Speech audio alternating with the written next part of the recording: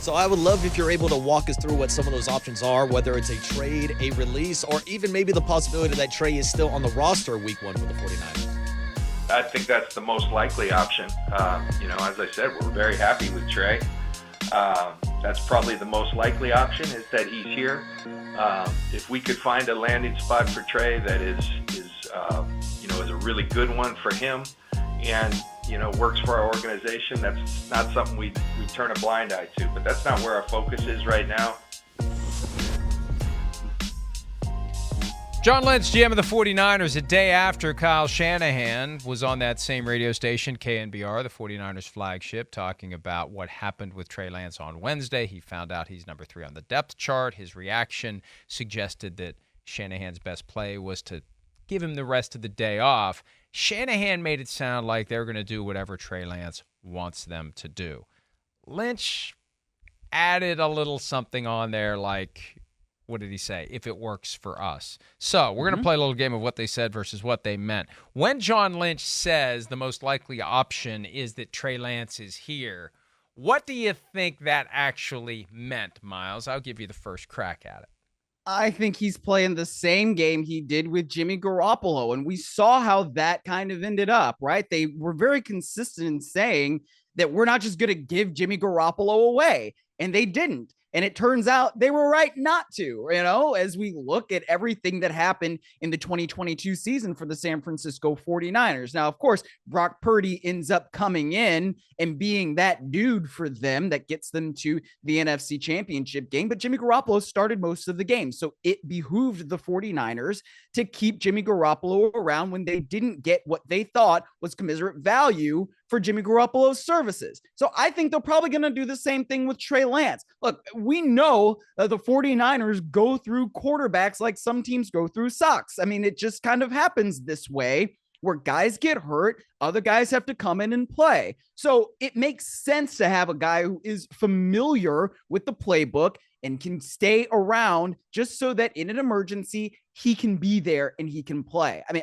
I think that makes sense. But if somebody's going to say, all right, we'll give you, I don't know, a 3rd round pick, 4th round pick, whatever it happens to be. However, the 49ers value Trey Lance, then yeah, they'll make a deal in that way. But it's not just going to be for nothing. And I think that makes sense for the 49ers. You drafted this guy, man, and you traded all those picks to go up and get him at number 3. Despite the fact that you're still winning, you still want some sort of value for the quarterback that you went up and drafted at 3rd overall. Well, and that's why I sat here yesterday and said the things coming out of Kyle Shanahan's mouth are troubling to the extent that he's creating the impression they're going to do whatever Trey Lance wants them to do. That's not the case. They're not going to do whatever Trey Lance wants them to do. No team does that. Teams don't do that. They're not in the business of making moves that are bad for them just to be nice to a guy that everybody really likes.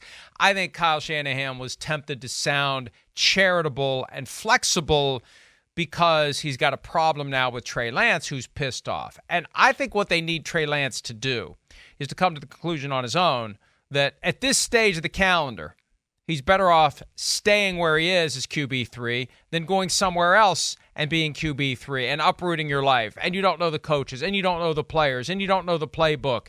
And you're not going to play anyway this year. So let's get through this year. And maybe there's a way that I end up being on the field, because it happened last year. Now, the difference between Garoppolo and Lance is this. Garoppolo was the backup to an unproven guy. They loved Purdy. They loved Darnold. They loved Brandon Allen, I think. I think the tinfoil hat on this one quite possibly is Lance is QB4. If you attach Kyle Shanahan to the lie detector test, there's a chance Brandon Allen is ahead of Trey Lance in Kyle Shanahan's mind. So that's what makes it interesting over the next couple of days. What are they going to do when it's time to cut the rosters? Because at one point, Miles, Kyle Shanahan said to Mike Silver of the San Francisco Chronicle he might carry 4 quarterbacks on the 53-man roster. And then Shanahan was asked about it a couple days later, and he's like, I don't know what I'm going to do.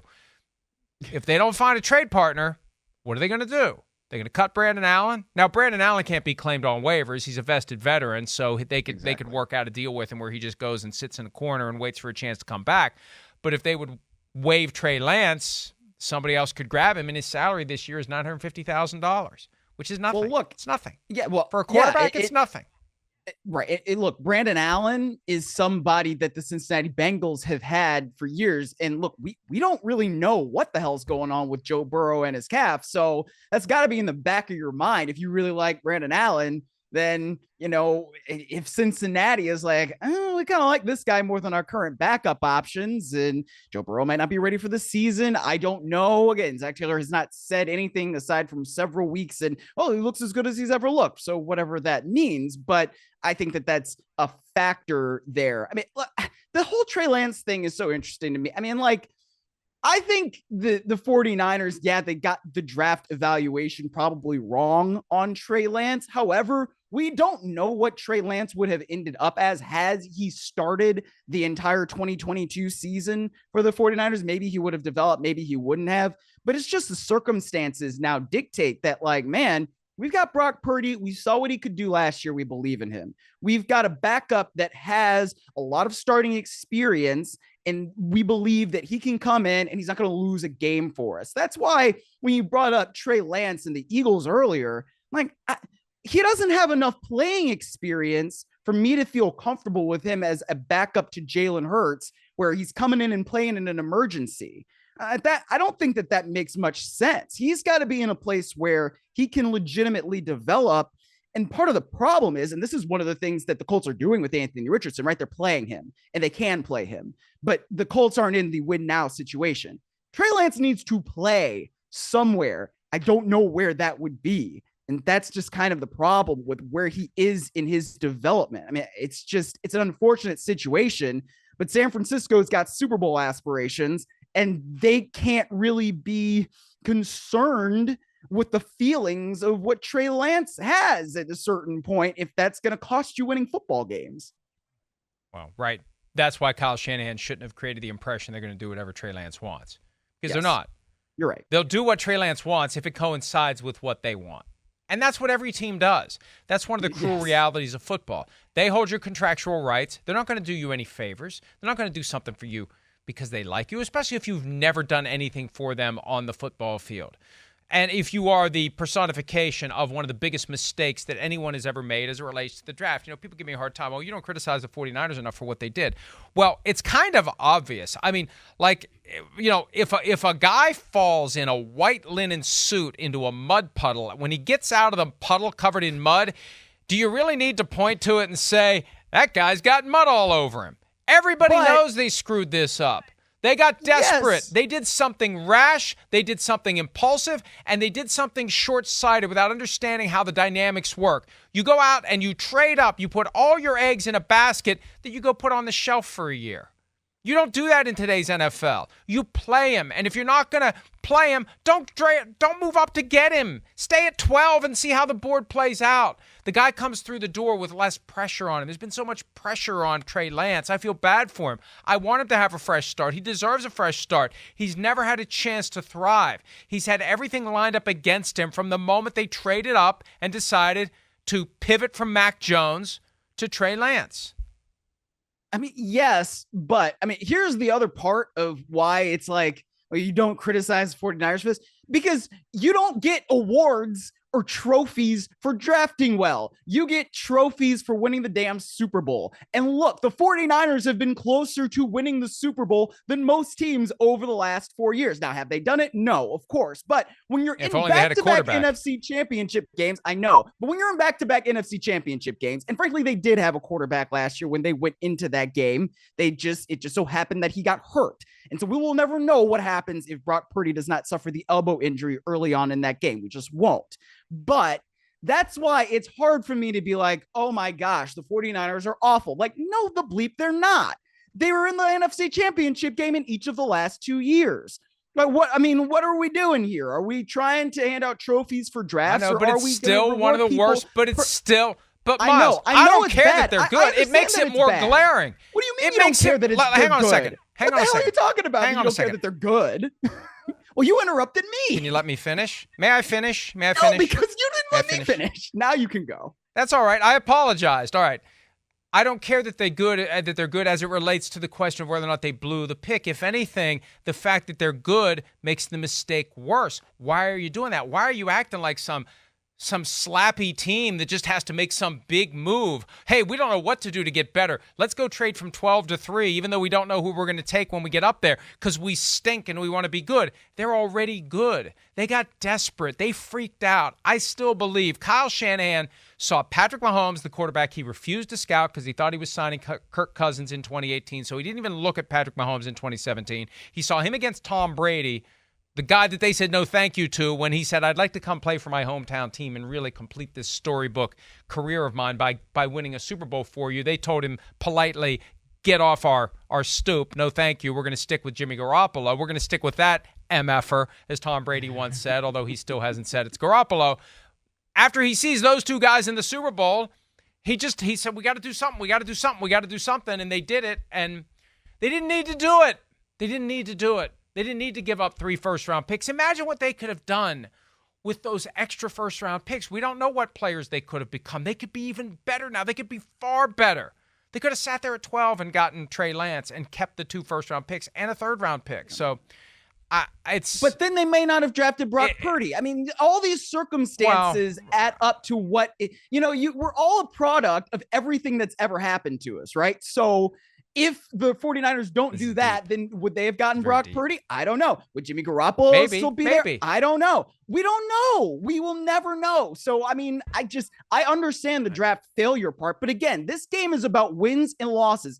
You don't get trophies for drafting well. So I don't care. I get that. You've established that. I'll stipulate that they don't give you trophies for drafting well. That's not the point, Miles. The point is, this is a team that is on the elite level of the NFL, and they acted like they can't find their way out of a paper bag over this quarterback situation, and they made things harder for them to win Super Bowls. And we can say we don't know what piece they were going to get here, there, or whatever. They did not need to give up 3 first-round picks and a third-round pick for a quarterback in that cycle. They overreacted to the fact that they blew it with Patrick Mahomes, they blew it with Tom Brady, and Kyle Shanahan had a human moment where he gave into his own frustration with himself for blowing it as to Patrick Mahomes and blowing it as to Tom Brady. So we're not going to blow it this time. We're going to control our destiny. We're going to give up these picks. We're going to get in position. We're going to get my quarterback. And that's what he did, and it blew up in his face.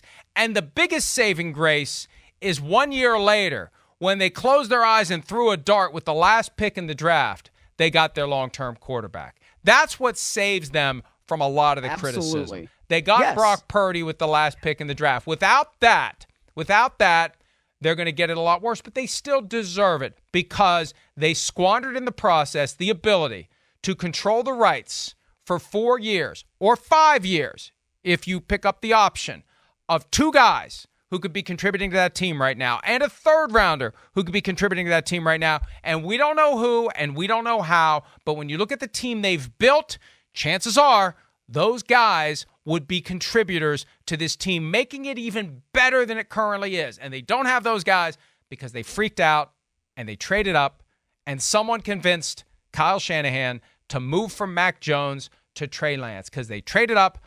People informed believe to get Mac Jones. So it's just amazing that a team that is that good is making such stupid decisions at the most important position on the field. All right, do we have time for one more of these? Let's do one more. You got something more to say? I'll give you a final word. Thank you. Go ahead. Well, because you kept interrupting me. But look, again, we don't know what Trey Lance would have developed into last year. Trey Lance got hurt. We will never know. Again, it's circumstances that have made this a terrible decision, and I agree that it was a really terrible decision. But at the end of the day, we still think of the 49ers as a Super Bowl contender, and I think most people would be surprised if they are not at least in the NFC Championship game again this year, and that is the ultimate point in this NFL business. I know, Miles. This is quickly becoming a red state, blue state thing where there's no way we're going to agree on this. I don't know why you don't understand that the fact that they're a great team isn't the excuse.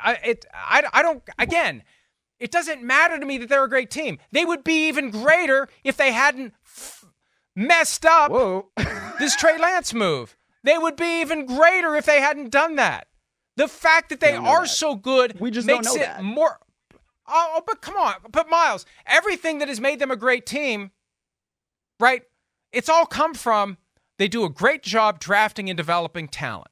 So They do. they take 3 first-round picks, they take a third-round pick, and they trade those in for one guy that has been an abject and total failure, not due to his own inabilities. It's just been the circumstances. It's not him, and I hope he flourishes somewhere else. But 3 1s and a 3 for a guy that has done nothing.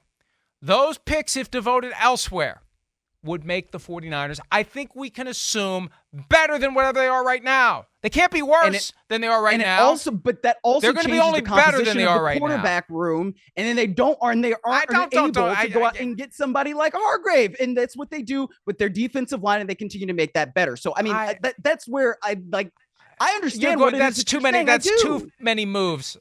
That's too many moves off the board. You're playing There's like alternate always universe game with me here. effect. There's always a butterfly effect. All right, yeah, we can go to the next. But thing. here's the simplest point. Okay. They gave up way too much for a guy who's done nothing, and it hasn't worked. And yes, you're going to have tension in the organization. You're going to have tension in the organization now because you got Kyle Shanahan writing a check that John Lynch doesn't necessarily want to honor. And I think if it ends up on the boss's desk, the boss is going to side with John Lynch. We're just not giving this guy away. We're not giving this guy away. I don't care that, he's unhappy. So what? So what? He got paid. The check's all cleared, right? We exercised our rights under the CBA to draft him. This is the way football works. It's an honor and a privilege to be drafted, even if 2 years after the fact, you wish that the team that drafted you never did. Hi, it's Mike Florio. Thanks for watching PFT on YouTube. Hit subscribe for the latest news and analysis from Pro Football Talk.